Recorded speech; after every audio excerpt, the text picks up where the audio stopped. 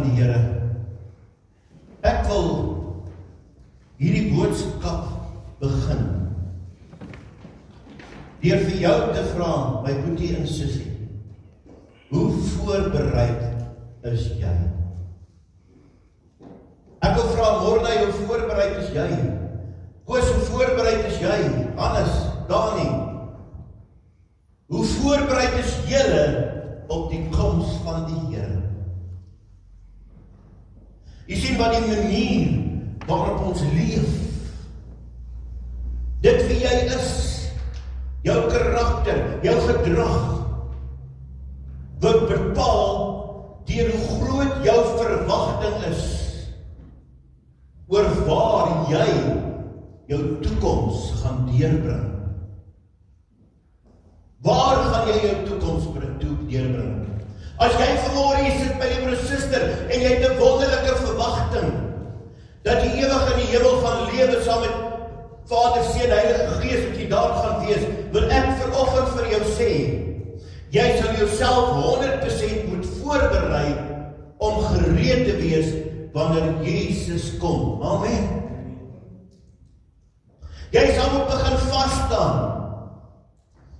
teen enige aanslag wat teen jou moet kom. Ek wil vandag vir jou sê, jy sal waaksaam moet wees. Jy kan nie meer sluimer nie, jy kan nie meer slaap nie, jy kan nie meer dit nie. Jy sal moet waaksaam wees en jy sal moet toegewyd wees teenoor die Here. Hoor vandag hierdie woord, jy sal toegewyd moet wees tot die Here. En natuurlik sal jy moet oorgee aan die Heilige Gees en jy sal hom moet vra om jou te lei elke dag van jou lewe af, van nou af, totdat Jesus kom, totdat hy jou deur die dood kan haal. Met ander woorde, wat ek eintlik wil sê, my liewe suster, jy sal 'n godvrugtige lewe moet lewe. Anders, hoor mooi, anders gaan jy dit nie maak nie. Alles op ons word al hoe meer goddeloos.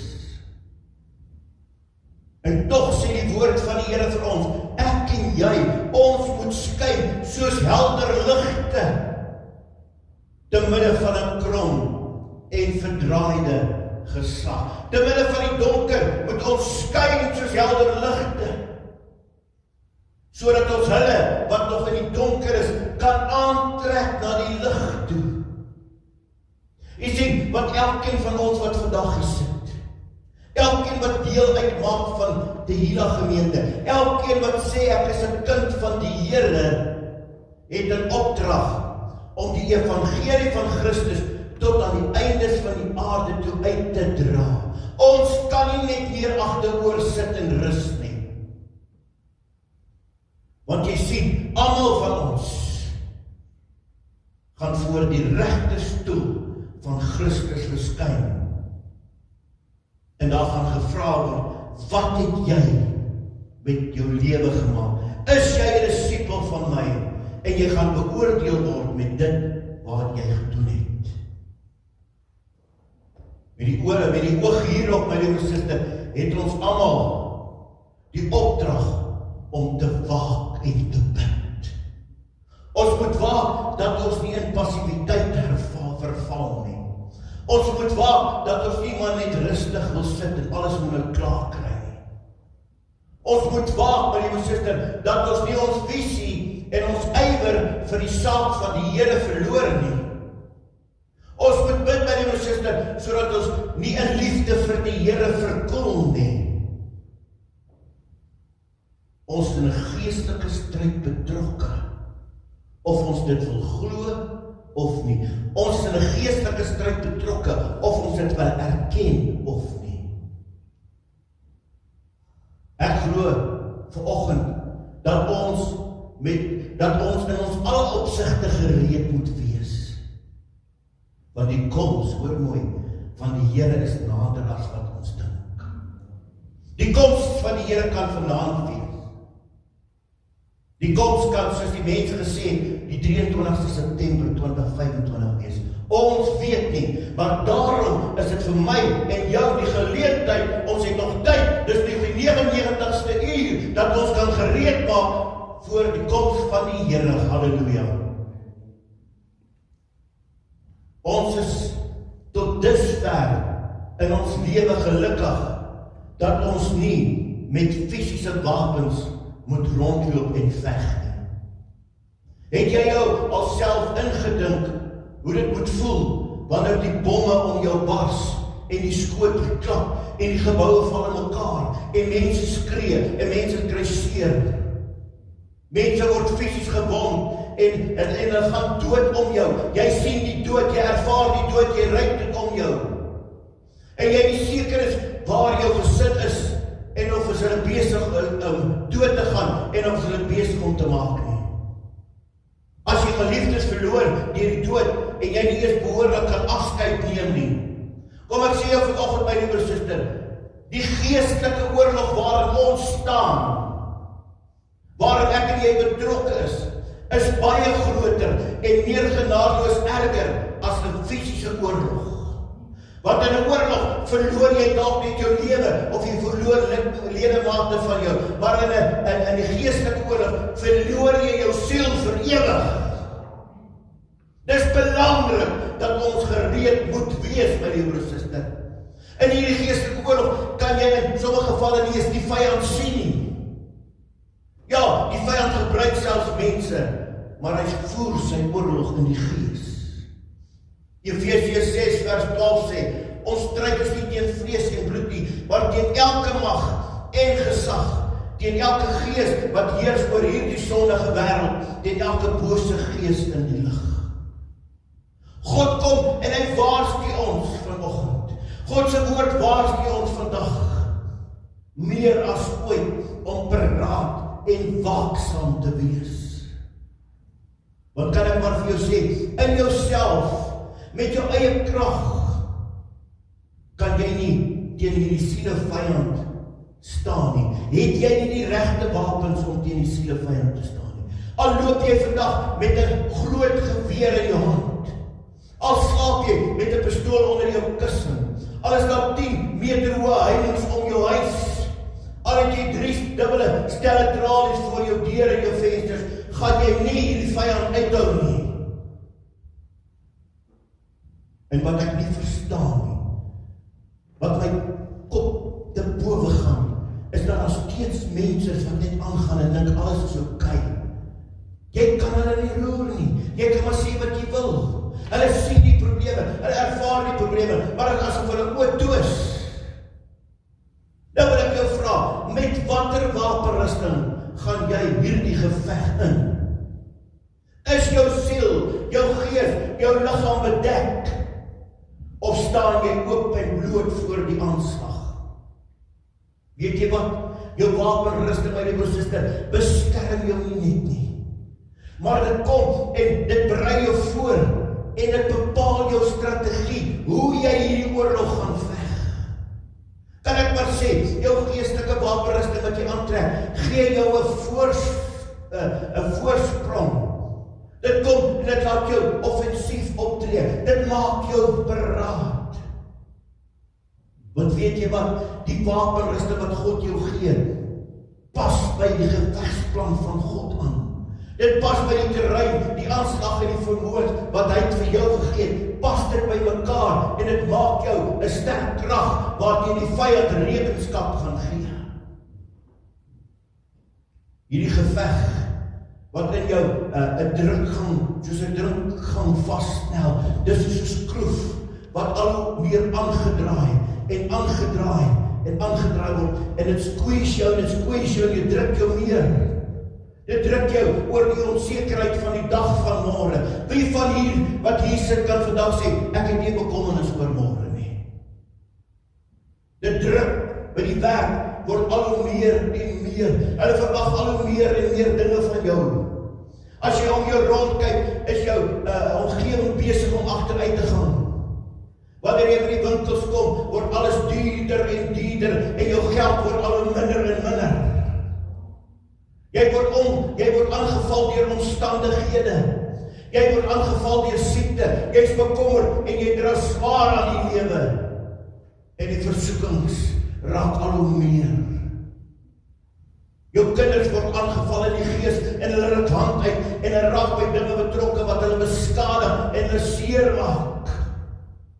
En dit voel vir jou, alles rondom jou net te veel word en is besig om jou onder te kry.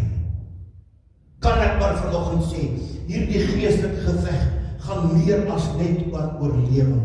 Jy sien, hierdie geestelike geveg wat teen jou staan, wat die vyand teen jou het, die sielevyand, my liewe suster, wil jou gees stak, sodat jy moet ingee en jy moet oorgee aan hom.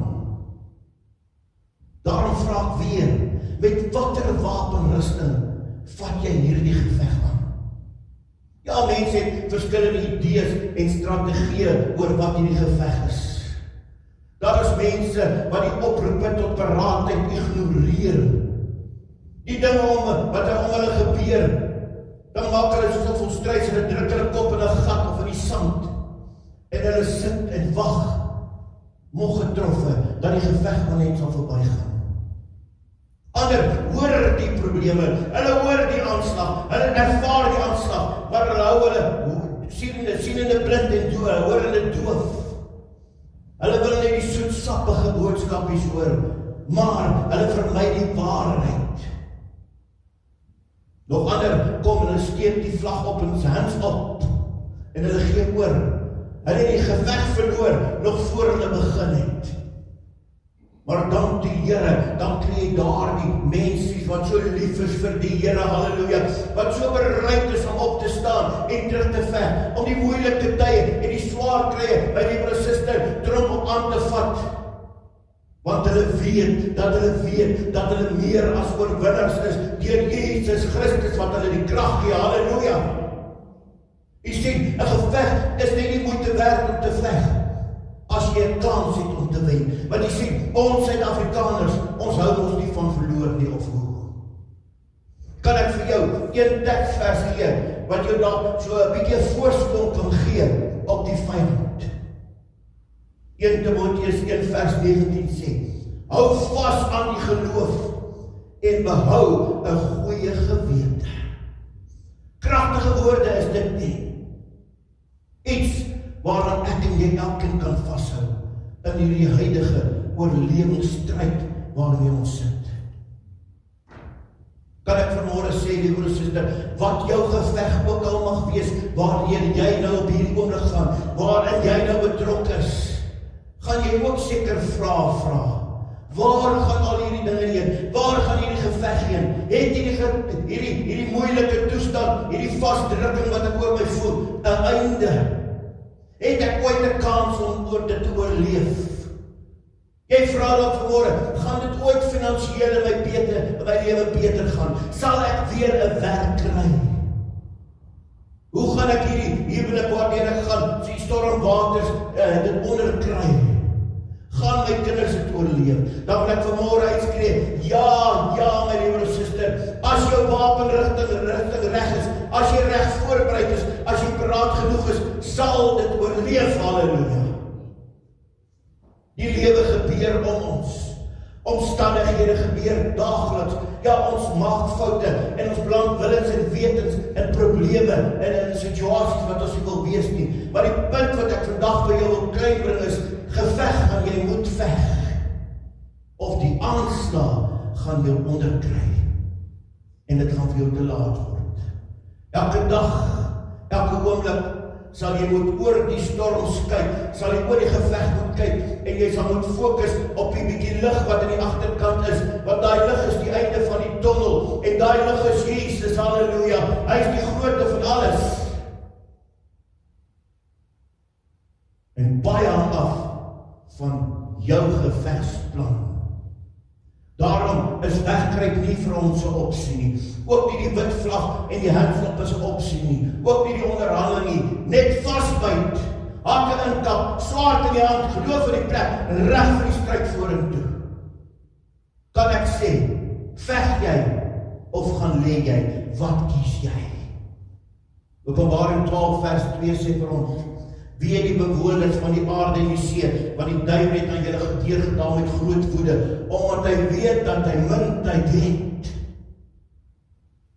My liewe suster, as volgelinge van Christus, moet ons heeltyd bewus wees, dit moet heeltyd in jou agterkop wees, dat die duiwel daaruit is, op pad is om jou te wil vernietig. Maar ons moet onthou, dat sy tyd ook min is, en sy aanslag word al hoe feller teen die kinders van God. Daarom sê Paulus vir ons, my liewe suster, dat ons alles met die oog op Christus moet doen, en dat ons die vyand sy taktiek en planne moet weet. 2 Korintiërs 2 vers 11 sê, sodat ons nie deur die Satan bedrieg sal word nie, want ons is met sy planne nie onbekend nie, halleluja. Dit help nie, jy dink alles is maar oké nie, jy moet sy plan weet, jy moet weet, hy kom in aanslag teen jou, jy moet hom erken, jy moet vra, Here, gee my gees van vreesagtigheid nie, Here, maar gee my gees van krag en van sterkte. Weet jy wat? Die vyand het 'n volskalse oorlog teen God se kinders verklaar. Bedien jy ook dat die duiwel 'n spertyd het, sy tyd is min, sy tyd is meer, en hy wil al hoe meer mense weg van die Here afvat, hy wil al hoe meer druk op die mense plaas, hy wil al hoe meer mense moet uitpop, en hulle moet nie meer die Here dien nie, en hy sal ook al meer lieg om mense te kry waar hy wil hê. Die oorlog woed voort, en dit word op hierdie aarde, wat ons ken as ons blyplek, gevoer. Die groot kosmiese oorlog, my liewe suster, is nie meer tussen Christus en die duiwel nie, want Jesus het hom klaar oorwin. Maar nou kom hy, en hy kom veg, en hy kom veg teen ons, Christus, teen die Christus' saad. En ek en jy is in sy geveg, en daardie geveg betrokke. Daarom kom Petrus, en hy gee ook 'n waarskuwing vir ons. In 1 Petrus 5 vers 8, hy kom, hy sê, wees nugter en waaksaam, want die julle teestander, die duiwel loop rond soos 'n brullende leeu en soek wie hy kan verslind. Kan ek jou vra, het jy al ooit gesien wat die afgelope tyd gebeur? Op wie rig die duiwel sy toorn? Hy rig op gesinne. Dwars deur die wêreld het hy een doel, en dis eenvoudig: bring ondergang en bring verwoesting na elke huis wat in die omgewing is. Elke huis wat hy kan doen. Want jy sien, die duiwel hou nie van jou nie. Die duiwel hou nie van gesinne nie. Die duiwel hou nie daarvan dat sy gesinne saam bid wanneer hulle om 'n tafel sit of wanneer hulle vanaand gaan slaap nie. Hy hou nie daarvan as gesinne by 'n gemeente inskakel nie. Want dan, my liewe suster, sal hy al sy vermoë doen om gesinne te verbrokkel. Want hy soek nie eenheid nie. Hy soek nie eenheid tussen die kinders van die Here nie. Hy soek nie eenheid daar by jou huis nie. Hy soek nie eenheid daar by jou werk nie. Weet jy wat soek hy? Hy soek jou om jou alleen te kry. Want as daar niemand om jou te kan bystaan en ophelp nie. Daarom is dit noodsaaklik dat jy moet tydig en ontydig ingeskakel wees by die gesin van die Here. Jesus kom en hy verwys hier in hierdie geval na die demoniese werk waar hy Satan bekryf, en hy sê by die suster Johannes 8 vers 44, hy was 'n mensemoordenaar van die begin af. Weet jy net, die ou vyand is agterbaks en hy's lafaard. Hy sal nie jou tromp oploop nie. Hy kyk rond, en hy kyk rond, en hy soek jou swak plek. Hy soek net daar waar jy oortree. Hy hou jou vriend op en sê, daar kom. Daar. En dan kom hy en hy gooi 'n versoeking op jou pad. En voor jy jou kan kry, het jy gesondig, want jy het nie paraat gestaan nie. Jy was nie waaksaam. En dan slaan hy gewetenloos op jou lewe toe. En wanneer jy val, dan skop hy jou en hy laat jou vir dood agter. Ja, partykeer seker selfs fisies, maar definitief elke keer geestelik is jy dood as jy te doen kry met die werke van die vyand in jou lewe. En as jy toegee, as jy die deure oopmaak, my liewe suster, dan kom hy met sy volle mag in en hy oorrompel jou en jy val, want jy was nie paraat nie, jy was nie waaksaam nie, jy het nie die versmodering wat die Here vir jou gegee het aangetrek nie. Satan oorwin. Slegs deur die wapenrusting wat van God vir ons gegee het in Efesiërs 6 daagliks aan te trek. Ek wil in alle erns vanmôre sê, jy kan nie bekostig om sonder dit gevang te word nie. Jy kan nie bekostig om die wapenrusting van God te ignoreer nie. Efesiërs 6 vers 10 sê, uiteindelik my broeders, word kragtig in die Here en in die krag van sy sterkte. Dan sê hy in vers 11, trek die volle wapenrusting van God aan, sodat jy staande kan bly teen die liste van die duiwel. Ons het hierdie wapen van God so nodig, en ons het dit nodig tot aan die einde van die wêreld.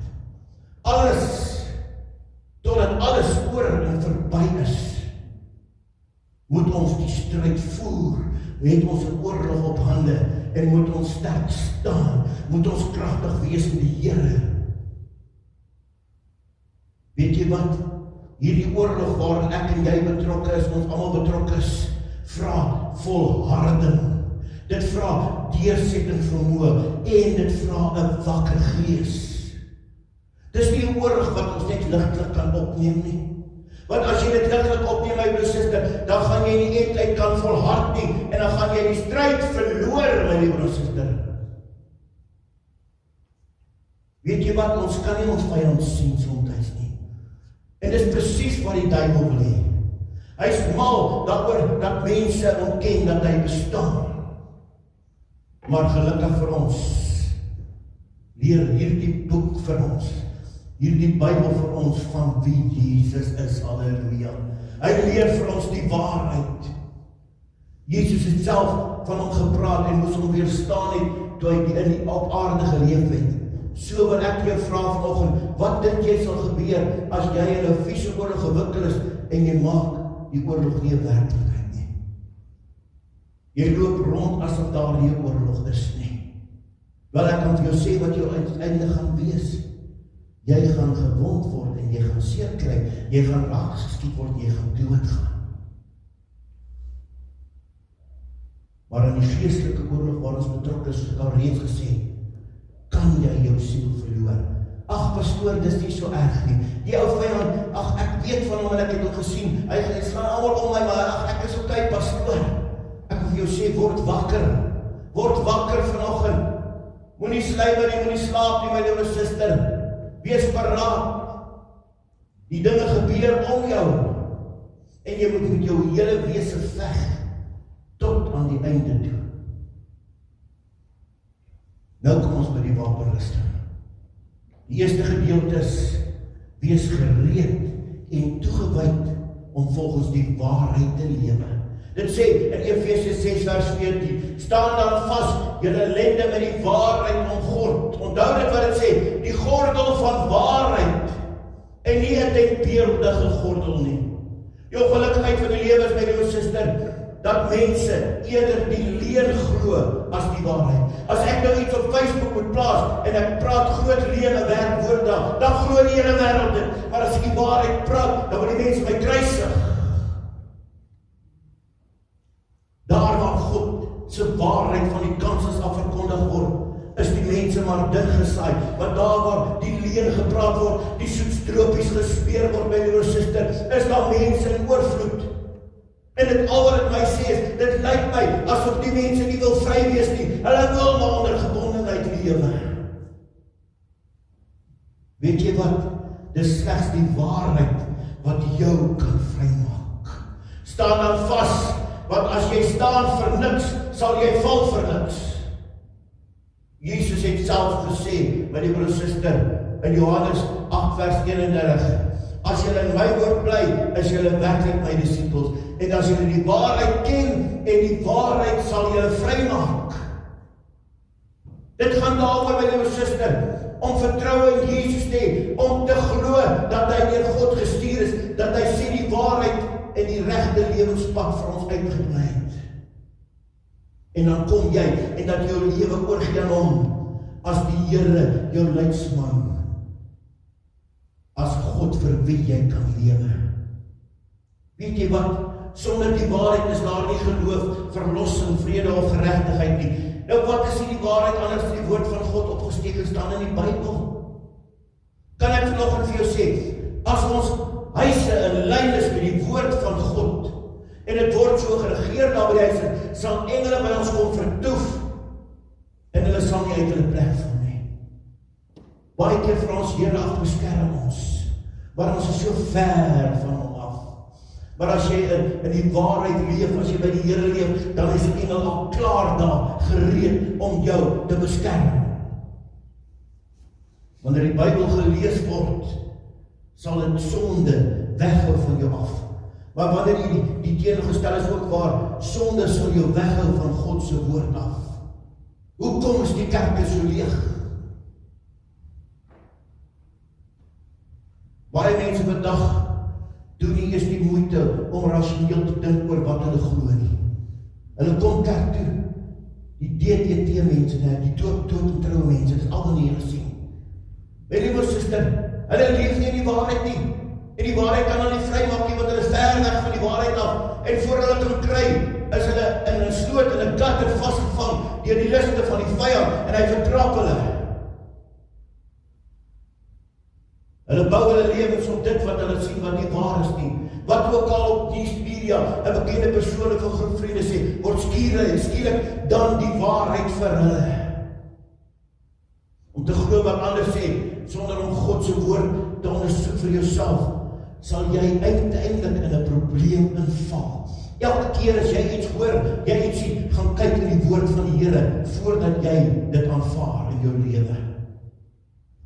Maar as jy die waarheid nastreef, en wil nastreef, en jou lewe daarop bou, sal jy ook suksesvol wees in alles wat jy doen. As jy inpas by die waarheid, en by die waarheid bly, en jy is deeglik en elke dag in die teenwoordigheid van die Here, en jy het kommunikasie met hom, sal dit net beter en beter en beter met jou gaan. My liewe suster, ek kan jou nie sterker motiveer om dageliks by God om te uitkom, deur te bid en te lees in sy woord en hom te aanbid nie. Om net eenvoudig sy teenwoordigheid en leiding in jou dag te erken, is jy klaar op die wenpad. Want weet jy wat, wanneer jy God ken, dan sal jy ook die waarheid ken. Om te leef in sy waarheid, sal jy vrede, vryheid en vreugde bring. Kan ek vra, leef jy in die waarheid? Is die waarheid in jou lewe betrokke? Of leef jy alleen vandag? Loop jy met 'n bombakkie op? Wanneer jy by die huis van die Here aankom, dan sit jy jou mooi bombakkies op. Maar wanneer jy daar buite in die straat loop, is jy eintlik 'n duiwel. Verteenwoordig die waarheid van die Here se lewe, sy woord, daar buite in jou lewe, as ook hier binne die huis van die Here, daar by die skool, daar by die werk. Daarom kan ek net vanmôre vir jou vra, kom ons, hier by die hele gemeente, leef die waarheid van God uit. Ons soek die waarheid, want dit is slegs die waarheid wat ons vrymaak. En daarom wil ek ook by dit byvoeg en sê, kom ons wees paraat. Kom ons wees voorberei op die koms van die Here. En ons kyk met verwagting uit totdat hy kom. Kom ons bid saam. Kom ons staan op ons voete vanoggend voor die Here. Halleluja.